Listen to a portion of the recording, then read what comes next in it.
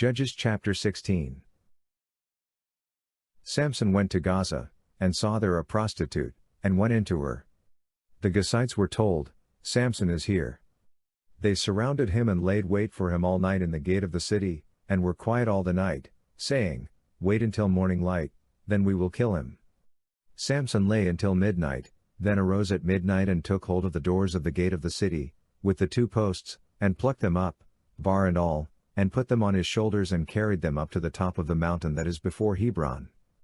It came to pass afterward that he loved a woman in the valley of Sorek, whose name was Delilah. The lords of the Philistines came up to her and said to her, "Entice him, and see in which his great strength lies, and by what means we may prevail against him, that we may bind him to afflict him, and we will each give you 1,100 pieces of silver." Delilah said to Samson, "Please tell me where your great strength lies, and what you might be bound to afflict you." Samson said to her, "If they bind me with 7 green cords that were never dried, then shall I become weak, and be as another man."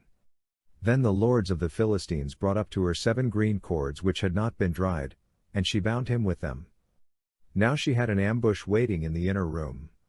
She said to him, "The Philistines are on you, Samson." He broke the cords as a flax thread is broken when it touches the fire. So his strength was not known.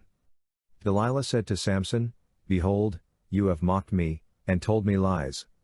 Now please tell me how you might be bound." He said to her, "If they only bind me with new ropes with which no work has been done, then shall I become weak, and be as another man." So Delilah took new ropes and bound him with them, then said to him, "The Philistines are on you, Samson." The ambush was waiting in the inner room. He broke them off his arms like a thread. Delilah said to Samson, "Until now, you have mocked me and told me lies. Tell me with what you might be bound." He said to her, "If you weave the 7 locks of my head with the fabric on the loom." She fastened it with the pin, and said to him, "The Philistines are on you, Samson." He awakened out of his sleep, and plucked away the pin of the beam and the fabric. She said to him, "How can you say, 'I love you,' when your heart is not with me? You have mocked me these 3 times, and have not told me where your great strength lies." When she pressed him daily with her words and urged him, his soul was troubled to death. He told her all his heart and said to her, "No razor has ever come on my head, for I have been a Nazirite to God from my mother's womb. If I am shaved, then my strength will go from me and I will become weak, and be like any other man." When Delilah saw that he had told her all his heart, she sent and called for the lords of the Philistines, saying, "Come up this once, for he has told me all his heart." Then the lords of the Philistines came up to her and brought the money in their hand. She made him sleep on her knees, and she called for a man and shaved off the 7 locks of his head, and she began to afflict him, and his strength went from him.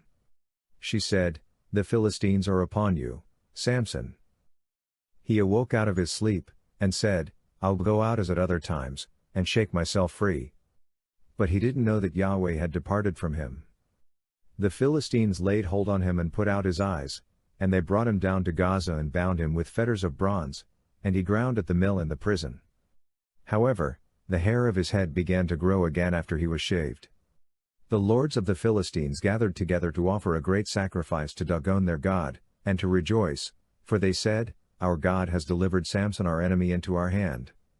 When the people saw him, they praised their God, for they said, "Our God has delivered our enemy and the destroyer of our country, who has slain many of us, into our hand." When their hearts were merry, they said, "Call for Samson, that he may entertain us." They called for Samson out of the prison, and he performed before them. They set him between the pillars, and Samson said to the boy who held him by the hand, "Allow me to feel the pillars on which the house rests, that I may lean on them." Now the house was full of men and women, and all the lords of the Philistines were there, and there were on the roof about 3,000 men and women, who saw while Samson performed. Samson called to Yahweh, and said, "Lord Yahweh, remember me, please, and strengthen me, please, only this once, God, that I may be at once avenged of the Philistines for my 2 eyes." Samson took hold of the 2 middle pillars on which the house rested and leaned on them, the one with his right hand and the other with his left. Samson said, "Let me die with the Philistines." He bowed himself with all his might, and the house fell on the lords, and on all the people who were in it. So the dead that he killed at his death were more than those who he killed in his life. Then his brothers and all the house of his father came down and took him, and brought him up and buried him between Zorah and Eshtaol in the burial site of Manoah his father. He judged Israel 20 years. Judges chapter 17. There was a man of the hill country of Ephraim, whose name was Micah. He said to his mother, "The 1100 pieces of silver that were taken from you, about which you uttered a curse, and also spoke it in my ears, behold, the silver is with me. I took it." His mother said, "May Yahweh bless my son." He restored the 1100 pieces of silver to his mother. Then his mother said, "I most certainly dedicate the silver to Yahweh from my hand for my son, to make a carved image and a molten image. Now therefore I will restore it to you." When he restored the money to his mother took 200 pieces of silver, and gave them to a silversmith, who made a carved image and a molten image out of it. It was in the house of Micah. The man Micah had a house of gods, and he made an ephod, and teraphim, and consecrated one of his sons, who became his priest. In those days there was no king in Israel. Every one did that which was right in his own eyes. There was a young man out of Bethlehem Judah, of the family of Judah, who was a Levite, and he lived there. The man departed out of the city, out of Bethlehem Judah, to live where he could find a place, and he came to the hill country of Ephraim, to the house of Micah, as he traveled. Micah said to him, "Where did you come from?" He said to him, "I am a Levite of Bethlehem Judah, and I am looking for a place to live." Micah said to him, "Dwell with me, and be to me a father and a priest, and I will give you 10 pieces of silver per year, a suit of clothing, and your food." So the Levite went in. The Levite was content to dwell with the man, and the young man was to him as one of his sons. Micah consecrated the Levite, and the young man became his priest, and was in the house of Micah. Then Micah said, "Now I know that Yahweh will do good to me, since I have a Levite as my priest." Judges chapter 18. In those days there was no king in Israel. In those days the tribe of the Danites sought an inheritance to dwell in, for to that day, their inheritance had not fallen to them among the tribes of Israel.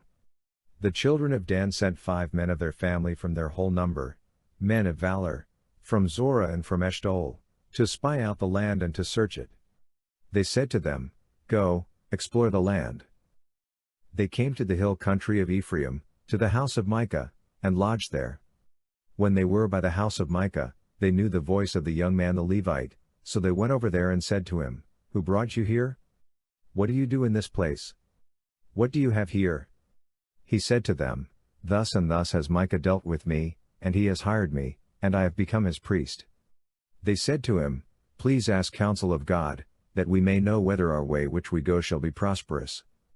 The priest said to them, "Go in peace. Your way in which you go is before Yahweh."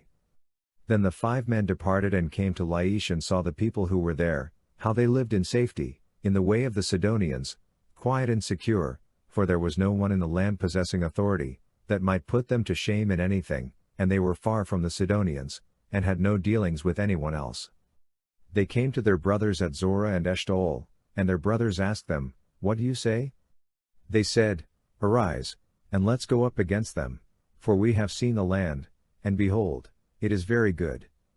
Do you stand still? Don't be slothful to go and to enter and to possess the land. When you go, you will come to an unsuspecting people, and the land is large, for God has given it into your hand, a place where there is no lack of anything that is in the earth." The family of the Danites set out from Zorah and Eshtaol with 600 men armed with weapons of war. They went up and encamped in Kiriath Jearim in Judah. Therefore they call that place Mahane Dan to this day. Behold, it is behind Kiriath Jearim. They passed from there to the hill country of Ephraim, and came to the house of Micah. Then the 5 men who went to spy out the country of Laish answered and said to their brothers, "Do you know that there is in these houses an ephod, and teraphim, and a carved image, and a molten image? Now therefore consider what you have to do." They went over there and came to the house of the young Levite man, even to the house of Micah, and asked him how he was doing. The 600 men armed with their weapons of war, who were of the children of Dan, stood by the entrance of the gate. The 5 men who went to spy out the land went up, and came in there, and took the engraved image, the ephod, the teraphim, and the molten image, and the priest stood by the entrance of the gate with the 600 men armed with weapons of war. When these went into Micah's house, and took the engraved image, the ephod, the teraphim, and the molten image, the priest said to them, "What are you doing?" They said to him, "Hold your peace, put your hand on your mouth, and go with us. Be a father and a priest to us. Is it better for you to be priest to the house of one man, or to be priest to a tribe and a family in Israel?" The priest's heart was glad, and he took the ephod, the teraphim, and the engraved image, and went with the people. So they turned and departed, and put the little ones, the livestock, and the goods before them. When they were a good way from the house of Micah, the men who were in the houses near Micah's house gathered together and overtook the children of Dan. As they called to the children of Dan, they turned their faces, and said to Micah, "What ails you, that you come with such a company?" He said, "You have taken away my gods which I made, and the priest, and have gone away. What more do I have? How can you ask me, what ails you?" The children of Dan said to him, "Don't let your voice be heard among us, lest angry fellows fall on you, and you lose your life, with the lives of your household." The children of Dan went their way, and when Micah saw that they were too strong for him, he turned and went back to his house. They took that which Micah had made, and the priest whom he had, and came to Laish, to a people quiet and unsuspecting, and struck them with the edge of the sword. Then they burned the city with fire. There was no deliverer, because it was far from Sidon, and they had no dealings with anyone else, and it was in the valley that lies by Beth Rehob. They built the city and lived in it. They called the name of the city Dan, after the name of Dan their father, who was born to Israel. However, the name of the city used to be Laish. The children of Dan set up for themselves the engraved image, and Jonathan, the son of Gershom, the son of Moses, and his sons were priests to the tribe of the Danites until the day of the captivity of the land. So they set up for themselves Micah's engraved image which he made, and it remained all the time that God's house was in Shiloh.